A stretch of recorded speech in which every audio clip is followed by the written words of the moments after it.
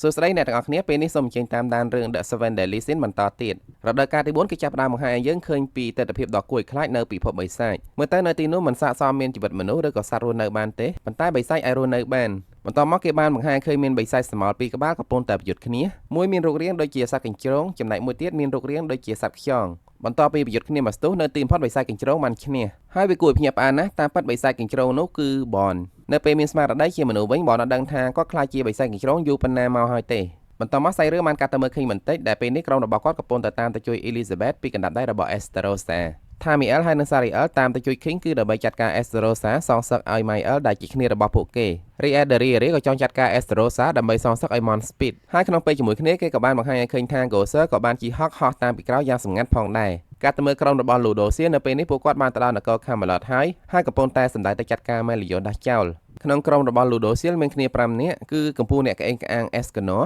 Merlin Hendrickson ហើយនិង Gilsanderខណៈពេលនេះ Meliodas កំពុងតែផ្សាំខ្លួនឯងជាមួយនឹង Commandment ទាំង5ដែលគាត់បានស្រូបចូលក្នុងខ្លួនហើយ Cedric, Cusack ហើយនិង Chandler នៅចាំយាមការពារគាត់កុំឲ្យមានអ្នកមករំខាន Cedric សង្ឃឹមថានៅពេលដែល Meliodas ខ្លាយទៅជាស្ដេចបិសាចហើយ Meliodas មិនក្បត់ពីសន្យាដែលនិយាយជាមួយគាត់នោះទេត្រឡប់ទៅមើលក្រុមរបស់ King វិញនៅពេលនេះពួកគេបានតាម Esterosa ទៅដល់សំណល់គារបាក់បែកមួយរបស់ពួកអតិទេពនៅទីនោះពួកគេបានឃើញ Elizabeth ដែលកំពុងតែស្លាប់ហើយនិង Esterosa ដែលកំពុងតែឈួតដោយសារតែប្រើ Commandment 3ក្នុងពេលតែមួយរូបរាងរបស់គាត់ពេលនេះប្លែកជាងមុនឆ្ងាយដោយសារតែរាងកាយរបស់គាត់ទប់ទល់ជាមួយនឹងឥទ្ធិពលរបស់ Commandment អត់ចង់រួចហើយដោយសារតែ Esterosa កំពុងតែឈួតចរចាគ្នាមិនបានក្រុមរបស់ King ក៏បើកការវាយប្រហារទៅលើគាត់តែម្ដងខណៈពេលជាមួយគ្នាក្រុមរបស់ Ludosia បានចូលដល់ខាងក្នុងប្រាសាទ Camelot នៅទីនោះ Cedric, Cusack ហើយនិង Chandler នៅចាំទទួលស្វាគមន៍ពួកគេស្រាប់ហើយក្រោយពីបាននិយាយឌឺដងគ្នាអស់មកស្ទុះពួកគេក៏ចាប់ផ្ដើមប្រយុទ្ធគ្នា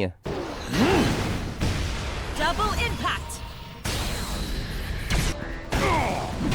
ការប្រយុទ្ធនៅពេលហ្នឹងមើលទៅត្រូវចំណាយរយៈពេលយូរទើបដឹងចាញ់ឈ្នះអញ្ចឹងទៅឲ្យពួកគេនៅប្រយុទ្ធនៅនឹងសិនចោះយើងនាំគ្នាទៅតាមដានមើលបនវិញដោយសារតែពេលវេលា1នាទីនៅលើផែនដីស្មើនឹង1ឆ្នាំនៅភពបិសាចគិតទៅមកទល់ពេលនេះបនបានចំណាយរយៈពេលអស់ជាង500ឆ្នាំហើយដើម្បីស្វែងរក Meliodas នៅពិភពបិសាចនឹងសម្រាប់រាងកាយរបស់បនគាត់នៅអាចទ្រាំទ្ររួយព្រោះគាត់មានជីវិតអមតៈតែបើនិយាយពីទឹកចិត្តវិញគឺទ្រុឌទ្រោមខ្លាំងណាស់ដោយសារតែគាត់អស់សង្ឃឹមម្ដងទៅហើយនៅពេលដែលបនអស់សង្ឃឹមម្ដងគាត់បានប្រែកាយទៅជាបិសាចកញ្ជ្រោងដូចយើងបានឃើញការពីដើមរឿងអញ្ចឹងនៅថ្ងៃហ្នឹងរៀងប្លែកបន្តិចដោយសារតែមានបិសាចដែលមានរូបរាងដូចកូននាគមួយក្បាលបានវាយប្រហារលើគាត់ហើយមើលទៅកូននាគហ្នឹងមានវិជាគុណខ្លាំងគួរសមខ្លាំងជាងបិសាចនានាដែលបនធ្លាប់ប្រយុទ្ធជាមួយកាលពីរយៈពេលកន្លងមកហើយនៅពេលហ្នឹងបនបានប្រយុទ្ធជាមួយវាយ៉ាងសប្បាយចិត្តរហូតដល់ហត់រៀងខ្លួនក៏ដេកលក់ក្រោយមកបន្ទាប់ពីបនដឹងខ្លួនវិញគួររំភើបចិត្តណាស់ព្រោះបានឃើញ Meliodas ដេកនៅក្បែរគាត់តាមពិតកូននាគមុនហ្នឹងគឺជា Meliodas សោះរីឯ Meliodas វិញពេលភ្ញាក់ដឹងខ្លួនវិញឃើញបនគាត់បានស្រែកទៅហៅយំយ៉ាងកំសត់បន្ទាប់ពីយំអស់ចិត្ត Meliodas បានប្រាប់បនថាគាត់អត់សង្ឃឹមថាបានត្រឡប់ទៅវិញហើយអញ្ចឹងហើយទើបរូបរាងកាយរបស់គាត់ខ្លាយទៅជាកូននាគហ្នឹងហើយក្រោយពេលដឹងថាបនមកជួយគាត់ឆៅអត់ដឹងផ្លូវត្រឡប់ទៅវិញអញ្ចឹង Meliodas ក៏ស្ដីឲ្យបនម៉ាត់ទៅថាអាល្ងើតែទោះជាយ៉ាងណាមានពួកម៉ាក់ល្ងីម្នាក់នៅកំដរគ្រាន់ជានៅម្នាក់ឯងបន្ទាប់មក Meliodas បានប្រាប់ថានៅពិភពបិសាចហ្នឹងមានបិសាចពីរប្រភេទខ្មែរហ្នឹងគឺជាបល្ល័ងមនុស្សដែលបានបោះបង់ចោលខ្លួនឯងហើយប្រែក្លាយទៅជាបិសាចប្រភេទមួយទៀតគឺបិសាចដែលកើតនៅពិភពហ្នឹងតែម្ដងហើយពួកគេអាចចាប់បិសាចប្រភេទទី2ហ្នឹងយកសាច់ធ្វើជាអាហារនិងស្បែកធ្វើជាសម្លៀកបំពាក់បានខណៈពេលដែលពួកគេកំពុងតែកាត់ដេរច្នៃម៉ូដធ្វើសម្លៀកបំពាក់ Meliodas បានវិភាគឲ្យបនស្ដាប់ថាតាមពីគាត់មកដល់ពិភពហ្នឹងស្ដេចបិសាចបានឲ្យគាត់ដើរហើរសេរីអត់ខ្លាចគាត់រកច្រកចេញឃើញត្រឡប់ទៅពិភពមនុស្សវិញឡើយគាត់សង្ស័យថាផ្លូវចេញនៅជាប់ជាមួយនឹងខ្លួនស្ដេចបិសាចនឹងឯងហើយដើម្បីឲ្យបាត់សង្ស័យពួកគេក៏សម្រេចចិត្តចេញទៅរកស្ដេចបិសាចពេលធ្វើដំណើរតាមផ្លូវពួកគេបានជួបសត្វចម្លែកច្រើនហើយមើលទៅ Meliodas ដូចជាខ្សោយជាងមុនឆ្ងាយណាស់ដោយសារតែគាត់គឺជាមនោសញ្ចេតនារបស់ Meliodas តែប៉ុណ្ណោះមិនមែនរាងកាយដើមរបស់គាត់ឡើយប៉ុន្តែមិនអីទេបានបនជួយបរិយាកាសដែលបននៅពិភពបិសាចនោះវាហាក់បីដូចជាគាត់នៅស្ងំហាត់វិជាគុណអញ្ចឹងនៅពេលនេះក្បាច់គុណហើយនឹងកម្រិត power level របស់បនប្រហែលជាអាចព្រៀបផ្ទឹមជាមួយនឹងក្រុម Ten Commandment បានបន្តមកខណៈពេលដែលពួកគេកំពុងតែពិភាក្សាគ្នានោះហាក់បីដូចជាមានបិសាចមួយក្បាលតាមឃ្លាំមើលពួកគេហើយបិសាចមួយហ្នឹងមើលទៅក្បាច់គុណខ្លាំងគួរសម Meliodas ហើយនឹងបនព្រួតគ្នាហើយនៅចាប់វាអត់បានទៀតក្រោយមកពេលបានឃើញមុខបិសាចនោះបននិង Meliodas ច្រឡំថាគឺជាហុកដោយសារតែគាត់មានមុខមាត់ដូចហុកបេះបឺតខុសទៅជាគោមក្រោយពេលស៊ូនងចុះឡើងទើបដឹងថាជ្រូកមួយហ្នឹងគឺជាបងប្រុសបង្កើតរបស់ហុកឈ្មោះវ៉ាល់និយាយថាប្អូនប្រុសរបស់គាត់ត្រូវបានស្ដេចបិសាចចាប់យកទៅពិភពមនុស្សតាំងពីតូចក្រូចឆ្មាមិននឹងយកទៅធ្វើអីទេហើយ Meliodas ដឹងគឺចាប់យកទៅតាមដានគាត់ក្រោយពេលដឹងថាប្អូនប្រុសរបស់គាត់នៅមានជីវិតអញ្ចឹងវ៉ាល់រំភើបចិត្តណាស់សង្ឃឹមថាថ្ងៃណាមួយគាត់នឹងបានជួបប្អូនប្រុសរបស់គាត់វិញនៅពេលហ្នឹងវ៉ាល់បានសន្យាជាមួយ Meliodas ហើយនឹងហុកថានាំពួកគេទៅជួបស្ដេចបិសាចដោយសារតែវ៉ាល់ដឹងថាស្ដេចបិសាចនៅទីណា ត្រឡប់ទៅមើលការប្រយុទ្ធគ្នារវាងក្រុមរបស់ Zeltri ហើយនិងក្រុមរបស់ Ludosil វិញនៅពេលនេះ Cusack ហើយនិង Chandler ត្រូវបាន Ludosil ចាត់ការទុកម្ដុំសិនហើយនៅសល់តែ Zeltri ម្នាក់ទៀតតែប៉ុណ្ណោះហើយនៅពេលនោះ Zeltri បានបញ្ចេញក្បាច់ពិសេសរបស់គាត់មួយដែលហៅថា Ominous Nebula ដែលក្បាច់មួយនឹង Zeltri អាចស្រូបទាញក្រុមរបស់ Ludosil ទៅក្បែរគាត់បន្ទាប់មកគាត់កាប់ពួកគេម្នាក់ៗឲ្យខ្ទាតទៅវិញកម្លាំងស្រូបទាញរបស់ Zeltri នៅពេលហ្នឹងខ្លាំងអស្ចារ្យសូម្បីតែ Ludosil ក៏ទប់ខ្លួនឯងអត់ជាប់ដែរតើតពឹង Escanor ឲ្យជួយទប់ចំណែក Merlin វិញបានជួយ Hendrickson និង Geasander teleport មកក្រោយវិញជាប់រហូតនៅពេលនោះ Ludosil បានបញ្ជាឲ្យ Escanor ធ្វើការងារមួយប៉ុន្តែ Escanor បដិសេធមិនទទួលបញ្ជារបស់ Ludosil ឡើយទោះជា Ludosil នឹងគឺជាព្រះអាទិទេពក៏គាត់មិនខ្វល់ដែរពេលហ្នឹងតើតា Merlin ជួយនិយាយទៅគាត់ព្រមធ្វើតាមផែនការរបស់ Ludosil នៅពេលហ្នឹងគឺនៅពេលដែល Zeltri ស្រូបពួកគេទៅចិត្តពួកគេត្រូវតែប្រើពន្លឺរួមគ្នាដើម្បីឲ្យចាំងភ្នែក Zeltri រួចហើយសម្រុកចូលទៅវាយគាត់គួរឆ្ងល់ណាស់ឲ្យតែពួកគេចូលទៅចិត្ត Zeltri ដែលនៅខ្ទាតអញ្ចឹងហ្មងមុននឹងបន្តសាច់រឿងយើងសូមទៅមើលប្រវត្តិរបស់ Zeltri បន្តិចសិនកាលពី 3000 ឆ្នាំមុន Zeltri ធ្លាប់ស្រឡាញ់នារីម្នាក់ឈ្មោះ Gelda នាងគឺជាពូជសាសន៍ Vampire ដែលគេចាត់ទុកថាមានឋានៈទាបជាងពូជសាសន៍បិសាចក្រោយមកនៅពេលដែល Meliodas ក្បត់ទៅចូលដៃជាមួយនឹងអាទិទេពសង្គ្រាម Holy War បានកើតឡើងហើយជ្រាបពេលដែលពូជសាសន៍បិសាចកំពុងតែចុះខ្សោយមេពូជសាសន៍ Vampire ក៏ចង់បះបោររើខ្លួនចេញពីការត្រួតត្រារបស់ពូជសាសន៍បិសាចហើយនៅពេលដែលស្ដេចបិសាចដឹងរឿងហ្នឹងក៏បញ្ជា Zeltri ចេញទៅសម្លាប់ពូជសាសន៍ Vampire ផ្ដាច់ពូជចោលតែម្ដងនៅពេលហ្នឹងដោយសារតែមិនអាចប្រឆាំងជាមួយនឹងបញ្ជារបស់ស្ដេចបាន Zeltri ក៏ធ្វើតាមប៉ុន្តែគាត់បានសម្លាប់ Gelda ដែលជាសង្សាររបស់គាត់ទេគ្រាន់តែលួចយកនាងទៅដាក់សៀលទុកសិន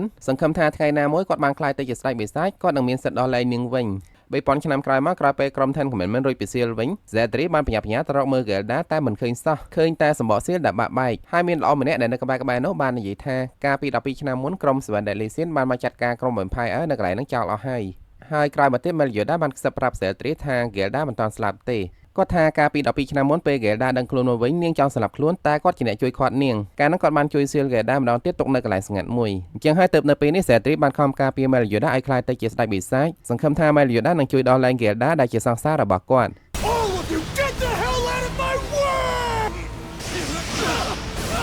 For myself! Escanor ការវាយប្រហាររបស់ Zeltri នៅពេលហ្នឹង Merlin សំណាងដែរដែលបាន Escanor ជួយការពារហើយនៅពេលហ្នឹង Escanor ពិតជាខឹងជាមួយ Zeltri ណាស់ដែលចង់ធ្វើបាប Merlin កំហឹងរបស់គាត់បានបង្កើតជាដុំភ្លើងហោះបុកពីណាពីណីពីពេញហ្នឹងឆ្លៀតពេលនឹងផងដែរ Ludosil ក៏ចូលទៅវាយប្រហារ Zeltri ម្ដងទៀតហើយ Zeltri ចង់កាប់គាត់ម្ដងតែបាន Geasander យកខ្លួនទៅពាំងជំនួសបន្តមកចៃដន្យដល់វេលាថ្ងៃត្រង់ល្មមយើងដឹងស្រាប់ហើយថានៅពេលថ្ងៃត្រង់ Escanor អាចប្រើ Spur របស់គាត់មួយដែលគេហៅថា The One ហើយតែម្ដងមកយើងអត់ទាន់ឃើញថាមាន Spur ណាខ្លាំងជាង Spur របស់ Escanor ហ្នឹងទេនៅពេលនោះ Escanor បានកាប់ Zeltri មកបន្ថែរបស់គាត់ហើយពិតជាអស្ចារ្យណាស់ក្បាច់របស់ Zeltri នឹងអាចទៅជាមួយនឹងបន្ថែរបស់ Escanor បានបន្តមក Escanor បានបោះបន្ថែរបស់គាត់ទៅមួយចំហៀងដើម្បីប្រើដៃវិញម្ដង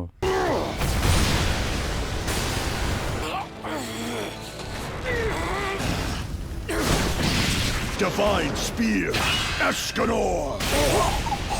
Young Master Zeldris! នៅពេលនោះ Escanor មានឱកាសចាត់ការ Zeltri បានទៅហើយប៉ុន្តែគាត់បែរទៅជាប្រែកាយទៅជាមនុស្សធម្មតាវិញមូលហេតុគឺដោយសារតែ Chandler បានប្រើវេទមន្តរបស់គាត់ធ្វើឲ្យមេឃងងឹតបន្តមកទៀត Ludosil ចង់ស្ទុះចូលទៅហើយ Zeltri ចោលប៉ុន្តែ Cusack បានចូលទៅជួយការពារគាត់ក្បាច់ដៃរបស់ Cusack លឿនមិនចាញ់ Ludosil ប្រហែលទេអាចវាយដូរជាមួយនឹង Ludosil បានNot bad ហើយគាត់មានខ្លួនតានមិនធម្មតាទោះបីជាពេលហ្នឹង Ludosil ចាក់គាត់ត្រូវក៏អត់មានរបួសដែរហើយគាត់ថែមបានតែក្បាល Ludosil ឲ្យបែកឈាមថែមទៀតផងក្នុងពេលជាមួយគ្នា Merlin បានទប់ទល់ជាមួយនឹង Chandler Enchant Infinity បន្ទាប់ពីបានប៉ះគ្នាមកប្រើហ្នឹងមើលទៅ Chandler ហើយនិង Cusack អត់មានត្រូវរបួសអីសោះមូលហេតុគឺដោយសារតែពួកគាត់ខ្លាំងល្បីថាបន្ទាប់ពីស្ដេចបិសាចមកគឺពួកគាត់នឹងហើយតែទោះជាយ៉ាងណាក៏ពួកគាត់នៅតែមានចំណុចខ្សោយតាមពីដំបូងមក Merlin បានប្រើ spell scan មើលចំណុចខ្សោយរបស់ពួកគាត់អស់ហើយចំណុចខ្សោយរបស់ Cusack គឺគាត់ខ្ចាញ់ខ្យល់ចំណែកចំណុចខ្សោយរបស់ Chandler វិញគឺរន្ទះនៅពេលនេះ Merlin ថែមបានដាក់ Infinity Spell ទៅលើពួកគាត់ទៀតឲ្យតែពួកគាត់មានបំណងចង់ប្រើ spell ឬក៏ចង់វាយប្រហារនាងពួកគាត់ច្បាស់ជាត្រូវរន្ទះឆក់ឬក៏ខ្យល់គួចជាមិនខានបន្តមក Cusack បានប្រើក្បាច់ប្រចាំតកូលរបស់គាត់ដែលហៅថា Resonance ទៅគ្រប់គ្រងរាងកាយរបស់ Merlin ពេលចូលទៅដល់ខាងក្នុងគាត់បានឃើញ Merlin ក្នុងរូបរាងដើមហើយគាត់គិតថាគាត់ចាប់ Merlin បានហើយប៉ុន្តែមិនមែនឡើយតាមពិតគឺ Merlin ជាអ្នកចាប់គាត់ទុកវិញទេកុំភ្លេចថា Merlin ទទួលបានមកជាការពារពីស្ដេចបិសាចផងនិងពីស្ដេចអាទិទេពផងនៅពេលនេះ Merlin អាចធ្វើបាប Cusack បានតាមចិត្តដើម្បីសងសឹកឲ្យ Arthurចេញទៅមើលនៅខាងក្រៅនៅវិញ Zeltri នៅបន្តអស់ចិត្តចង់ប្រយុទ្ធបន្តទៀតរំពេចនោះគាត់ស្រាប់តែមានអារម្មណ៍ថាឈឺក្បាលណាស់ហើយក៏ត្រូវបាន Ludosil វាយប្រហារតតែស្លាប់ចម្លែកណាស់ក្រោយមក Ludosil ក៏មានអារម្មណ៍ថាឈឺក្បាលដូចគ្នា ក្នុងពេលជាមួយគ្នា Meliodas ដែលនៅពិភពវិស័យក៏មានអាការៈអញ្ចឹងដែរពេលនេះគាត់ដូចជាបាត់ការចងចាំថា Esterosa គឺជានរណាមិនត្រឹមតែគាត់ទេសូម្បីតែស្ដេចបិសាចក៏ដូចគ្នានេះគឺជាលើកទី1ហើយដែលស្ដេចបិសាចបង្ហាញខ្លួនពិតប្រាកដឲ្យយើងបានឃើញស្ដេចបិសាចនិយាយថាកាលពីមុនគាត់ជឿថា Esterosa ជាកូនរបស់គាត់ហើយដោយសារតែកូនម្នាក់នឹងអត់មានថាមពលបិសាចគាត់ក៏ឲ្យ commitment មួយយកទៅប្រើពេលនេះគាត់ចាំបានវិញហើយថាគាត់អត់មានកូនឈ្មោះ Esterosa នោះទេមានតែ Meliodas ហើយនិង Cedris អ្នកដែលមានជំនាញពិសេសក្នុងការកែប្រែការចងចាំអញ្ចឹងគ្មាននរណាផ្សេងទេក្រៅពី Gozer គាត់បានធ្វើឲ្យនរណាក៏ដោយឲ្យតែស្គាល់ Esterosa គិតថា Esterosa គឺជាកូនរបស់ស្ដេចបិសាចសូម្បីតែ Esterosa ខ្លួនឯងក៏គិតថាអញ្ចឹងដែរតាមការពិតទៅ Esterosa គឺជា Mael ដែលជាសមាជិកអាទិទេពខ្លាំងជាងគេនៅក្នុងក្រុម 4 Archangel